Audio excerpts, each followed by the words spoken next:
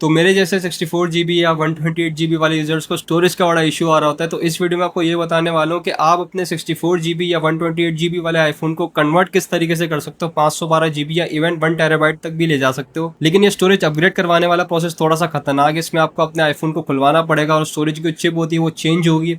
लेकिन इसके अलावा मैं वीडियो में आपको सेफ मेथड भी बताऊंगा। अगर आप वो मेथड ट्राई करते हो ना, तो उससे आपका स्टोरेज का इशू काफी हद तक सॉल्व हो जाएगा। चलें ज़्यादा देर नहीं करते, जल्दी से वीडियो को स्टार्ट करते हैं। तो भाई देखें, सबसे पहले मैं आपको सेफ मेथड बता देता हूँ। सबसे सेफ मेथड तो यही है कि आप जो है ना अपने आईफोन में iCloud परचेज कर लो। 50 GB वाला जो iCloud होता है ना, वो बहुत सस्ता आपको मिल जाता है, तकरीबन 200 रुपए का मिल जाता है और टैक्सेस वगैरह मिला के तकरीबन 280 रुपए का पड़ जाएगा। उससे आपका फायदा ये होगा ना कि आपका आईफोन हर वक्त बैकअप रहेगा, फोटोज और सारी ऐप्स वगैरह, जो सारी ऐप्स का डेटा है। इसके अलावा वाईफाई की जो सेटिंग्स वगैरह होती हैं, आपके जो कॉन्टैक्ट्स होते हैं, सब आपका जो है ना iCloud पे बैकअप रहेगा। तो अगर आप आईफोन चेंज करते हो या कराची वाले हो, अगर आपका आईफोन चोरी हो जाता है तो आपका डेटा हमेशा बैकअप रहेगा iCloud पे और वही अकाउंट डाल के आप किसी न्यू आईफोन पे अपने डेटा वो रिकवर कर सकते हो। अब जो मुद्दे की बात स्टोरेज है, स्टोरेज का मसला आपका इस iCloud से हल हो जाएगा। आपकी जो फोटोज और वीडियोस होंगी ना, वो iCloud पे अपडेट हो जाएंगी और उसकी जो लो रेजोल्यूशन है ना, वो आपकी फोटोज ऐप में आपको शो हो जाएगी, ताकि अगर आपको पुरानी कोई फोटोज या वीडियो वगैरह देखनी हो तो वही आप फोटोज ऐप में देखो और उसको अगर आप क्लिक करते हो तो वो फोटो iCloud से वापसी आपके फोन पर डाउनलोड हो जाएगी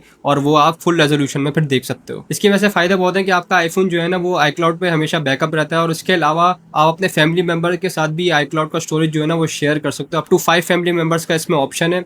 लेकिन इसके अगर ड्रॉबैक्स की बात करूँ ना, तो वो ये है कि अगर आपको कोई पुरानी फोटो देखनी हो और अगर आपके पास नेट अवेलेबल ना हो उस वक्त, तो वो फोटो आपके पास लो रेजोल्यूशन में शो होगी। अगर आपको फुल रेजोल्यूशन में चाहिए तो उसके लिए आपके पास इंटरनेट कनेक्टेड होना जरूरी है। तो ये थोड़ा सा ड्रॉबैक है इस मेथड में। लेकिन सबसे सेफ, सबसे सस्ता और सबसे इजी मेथड जो है ना, वो यही iCloud वाला मेथड है। अगर मैं दूसरे वाले मेथड की बात करूं, जिसमें आपके आईफोन की स्टोरेज चिप जो है ना वो चेंज होगी, हर रिपेयर वाला जो है ना वो बोर्ड के काम नहीं करता है, तो इसके लिए आपको हो सकता है सदर मार्केट चक्कर लगाना पड़े या आपके इलाके के करीब कोई ऐसा रिपेयर वाला हो जो आईफोन के बोर्ड में रिपेयरिंग करता हो, तो उसको आपको विजिट करना पड़ेगा। तो जब आप रिपेयर वाले के पास जाओगे ना, तो वो आपको हर स्टोरेज चिप के अलग अलग रेट्स देगा। फॉर एग्जांपल अगर आप 256 GB पे कन्वर्ट करवाते हो तो वो थोड़ा सस्ते में हो जाएगी, और अगर आप फॉर एग्जांपल 1 TB तक कन्वर्ट करवाना चाह रहे हो तो वो थोड़ी सी एक्सपेंसिव होगी। मैंने 256 GB वाले स्टोरेज चिप के रेट्स पता किए थे अपने आईफोन 12 के लिए, तो उसके रेट मुझे पता लगे थे कि 3 से 4 हज़ार में कन्वर्ट होगी। और इससे आप अंदाज़ा लगा लो कि अगर फॉर एग्जांपल 512 GB में कन्वर्ट करवाना है तो उसके 5,000 रुपये लग सकते हैं। ये मैं कराची मार्केट्स की बात कर रहा हूँ। अच्छा, इंपॉर्टेंट बात ये कि अगर आप ये प्रोसेस करवाते हो ना, तो रिपेयर वाला आपसे अप्रूवल भी लेगा कि अगर आपके फ़ोन में कोई और इशू आ जाता है या बोर्ड अगर डेड हो जाता है तो वो आपकी जिम्मेदारी होगी।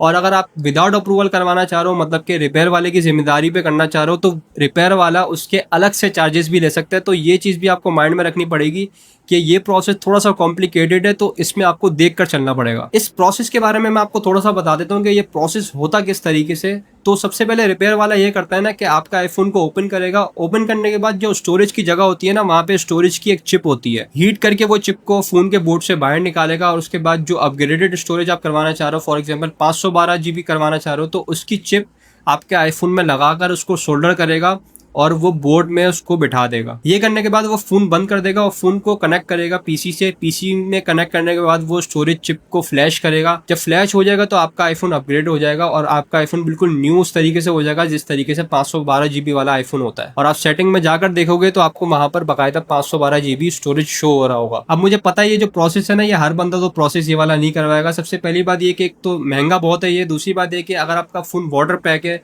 तो इससे आपका आईफोन जो है ना वो वाटर पैक से खुल जाएगा। और ये जाहिर सी बात है, बोर्ड में काम होगा तो बोर्ड भी जो है ना कमज़ोर हो सकता है। और अगर आपका आईफोन वारंटी में है ना, तो इससे वारंटी भी वॉइड हो जाएगी। वीडियो के शुरू में जो मैंने iCloud वाला मेथड बताया था, उसमें मसला ये है कि हर महीने आपको सब्सक्रिप्शन बाय करनी पड़ेगी, और अगर आप 50 GB से ज़्यादा स्टोरेज चाह रहे हो तो उसके चार्जेस भी सब जाहिर सी बात है ज़्यादा होंगे। तो चलिए भाई, यही थे दो बेस्ट मेथड जिससे आप अपना स्टोरेज का मसला जो है ना हल कर सकते हो। मेरे ख्याल से इसके अलावा और कोई चीज़ नहीं है जिससे आप अपना स्टोरेज का मसला जो है ना लॉन्ग टर्म के लिए हल कर सकते हो।